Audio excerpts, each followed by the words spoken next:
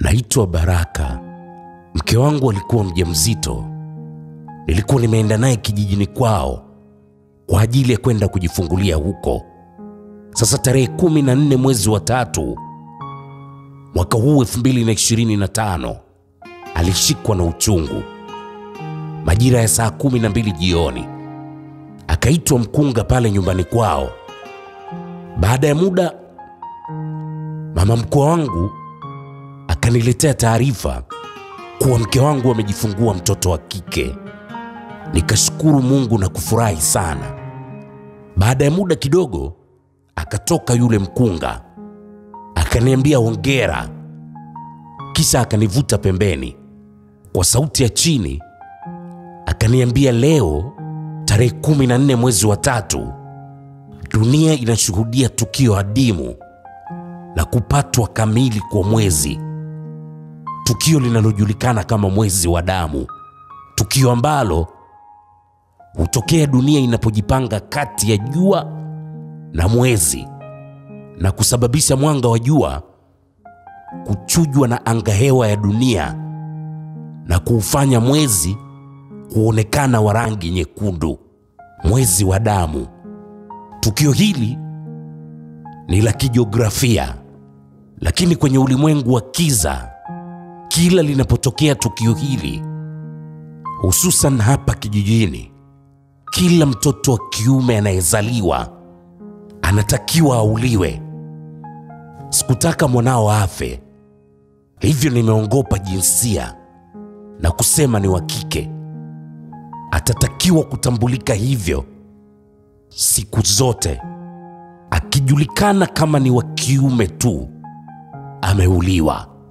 Nikashtuka kidogo, nikamuuliza mkunga, mbona sikuelewi? Mkunga akaniambia jambo hili analijua mama mkwe wako na mkeo.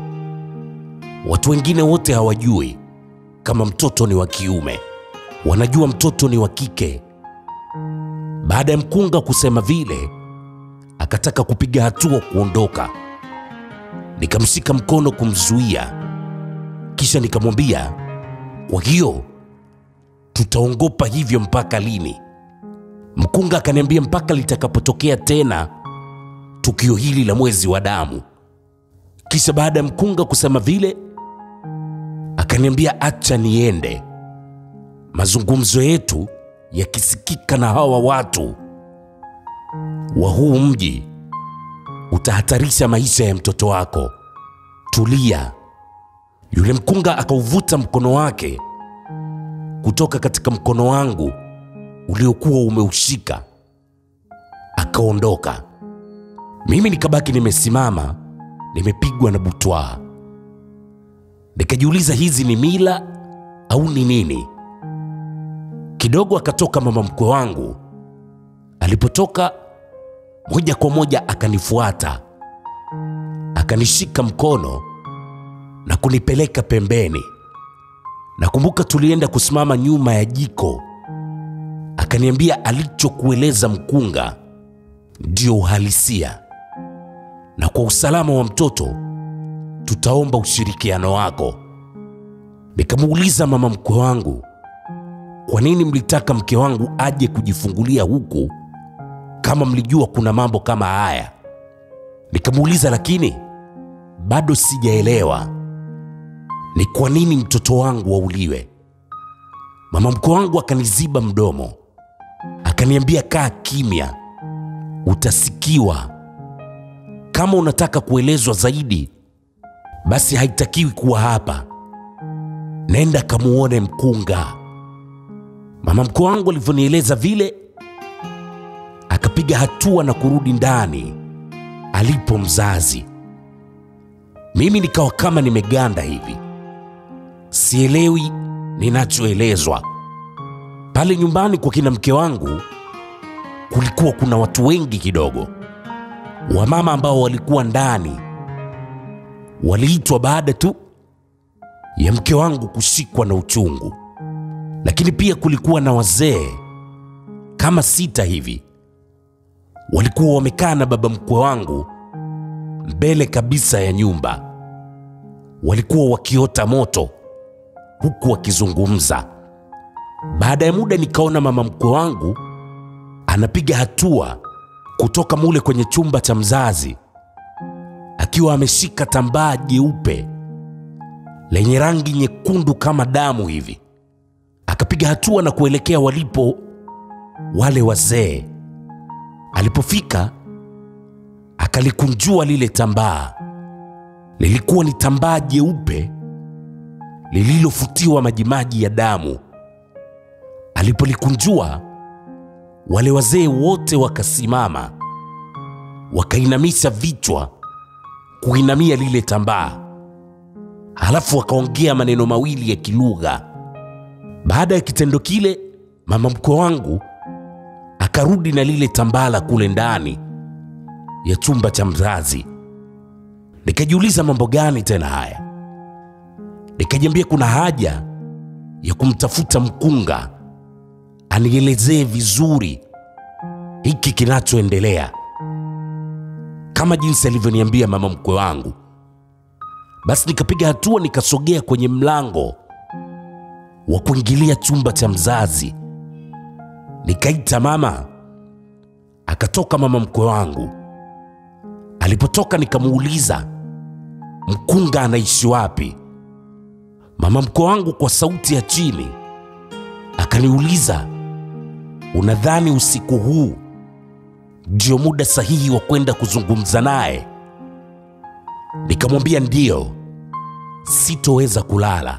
Mama mkwe wangu akaniambia, njia ya mtoni, ukiwa unakaribia mwisho, ulizia kwa mama Mzinya au kwa mkunga. Nikamwambia sawa. Nikapiga hatua kutaka kuondoka. Mama mkwe wangu akaniambia, baba yako asijue chochote na asijue kama unaenda huko. Nikamwambia sawa. Nikapiga hatua nikaondoka. Nikawa natembea kuelekea njia ya mtoni. Nikatembea mbele. Wakati nakaribia mwisho, nikamuuliza mtu, kwa mama Mzinya ni wapi? Nikaelekezwa. Nikapiga hatua nikaenda. Kufika ilikuwa ni nyumba ndogo tu ya matofali ya kuchoma, ambayo pembeni yake kulikuwa na boma kubwa sana la mbuzi. Nikaanza kuita, mama Mzinya, mkunga, kimya. Mkunga, kimya. Nilipoita mara ya tatu, nikasikia sauti ikitoka ndani ikisema nakuja. Baada ya muda mlango ukafunguliwa. Akatoka mkunga. Alipotoka akaangalia kushoto na kulia. Akaniambia kwa sauti ya chini, ingia ndani. Nikapiga hatua nikaingia ndani. Yule mkunga ni mama mtu mzima, amemzidi umri kidogo mama mkwe wangu. Nilipoingia mule ndani kwake, akaniambia, najua ni lazima utakuwa unataka maelezo zaidi. Sio rahisi kwa mtu kama wewe kuridhika na maelezo yale. Nikamwambia ndio, na hicho ndicho kilichonileta.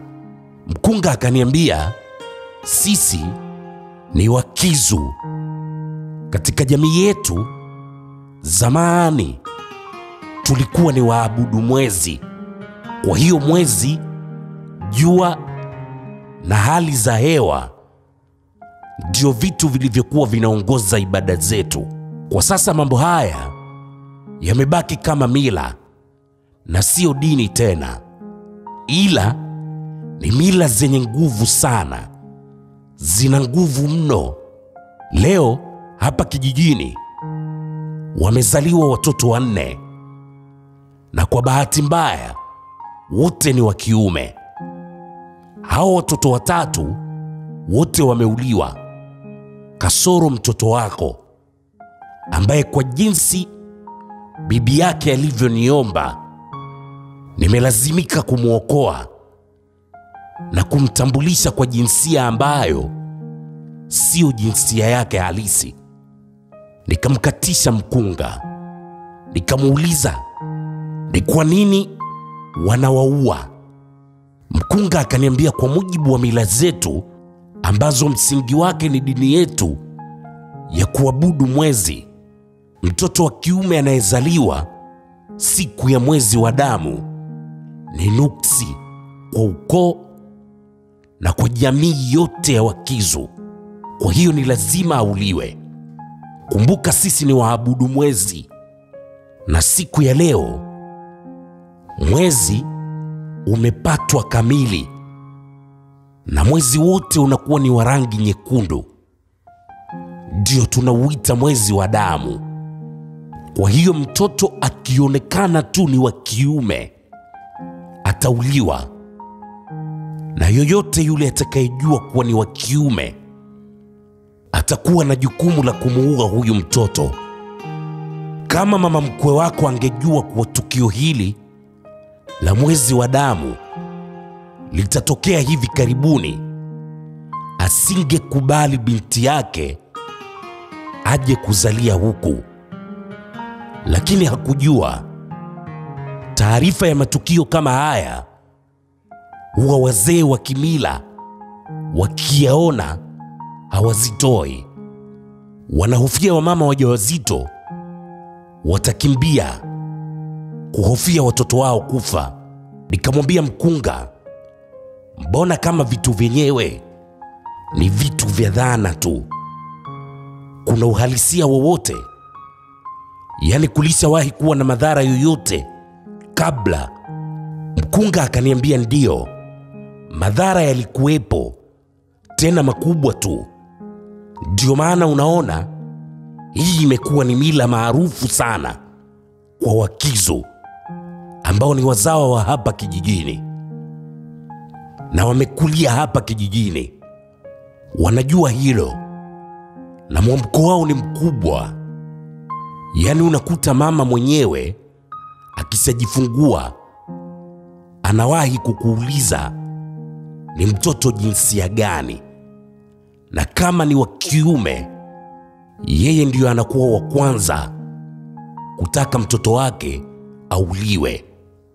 Inaaminika kuwa anasafisha kizazi, kwa hiyo ni fahari.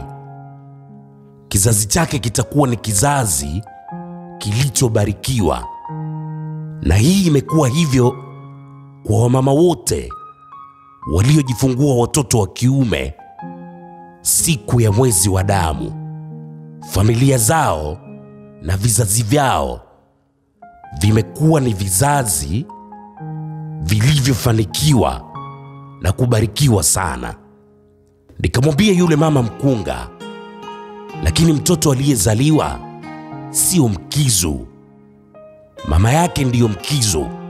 Mtoto ni wa kabila langu mimi.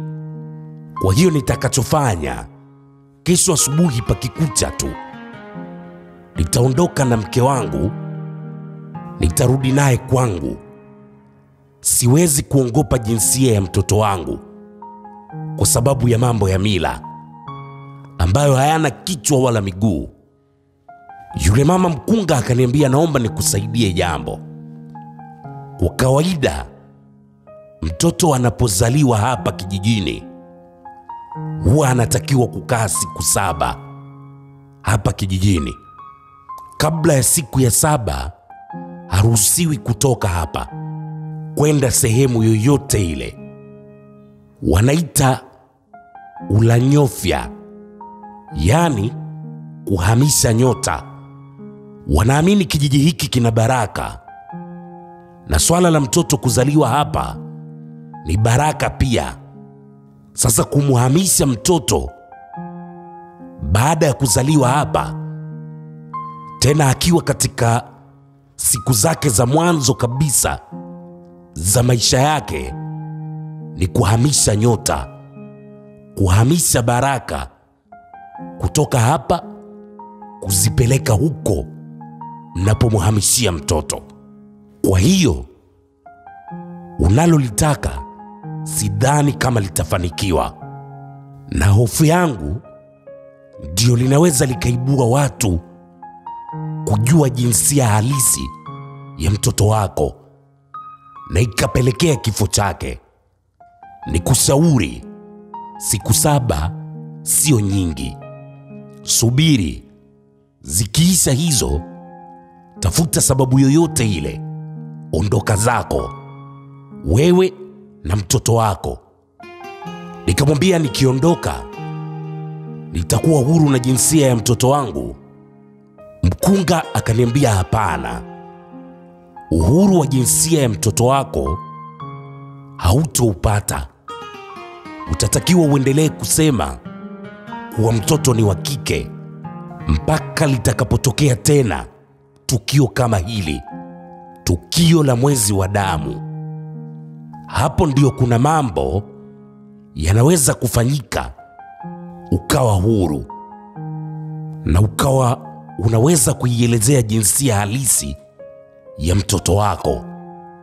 Ikitokea kwa namna yoyote ile mtoto wako akajulikana kuwa sio wa kike, ni wa kiume, atakufa hapo hapo baada tu ya kujulikana. Nikamwambia mkunga, naona mambo yanakuwa mengi. Hizi mila mimi kama mimi hazinihusu. Mimi sio Mkizu na wala mtoto wangu sio Mkizu. Nitavumilia hizo siku 7. Zikiisha nitaondoka na mke wangu na mtoto wangu. Nikishaondoka naye nitakuwa huru na mwanangu. Siwezi kupangiwa. Mkunga akaniambia kwa kuwa mtoto ameshazaliwa hapa katika mazingira ya Wakizu, basi nikushauri fuata taratibu na maelekezo ya Kikizu katika hili, sababu mtoto huyu atatakiwa kuimiliki jinsia yake halisi, na hatoimiliki hivi hivi. Ni mpaka siku itakayotokea tena tukio kama hili la mwezi wa damu, ndio nitakueleza nini cha kufanya ili mtoto wako aimiliki jinsia yake halisi. Kinyume na hapo, hatoweza kumiliki, hatoweza. Na hili jambo ukilikiuka, mtoto wako hatoweza kuimiliki jinsia yake halisi kamwe. Utatakiwa kumtambulisha mtoto wako kama mtoto wa kike, na utamvalisha nguo za kike, utamuita jina la kike, mpaka hapo litakapotokea tena tukio kama hili la mwezi wa damu. Vinginevyo mtoto wako hatakuwa mwanaume halisi, atakuwa na jinsia ya kiume tu, lakini hatakuwa mwanaume. Usikose sehemu inayofuata kesho saa 3 usiku.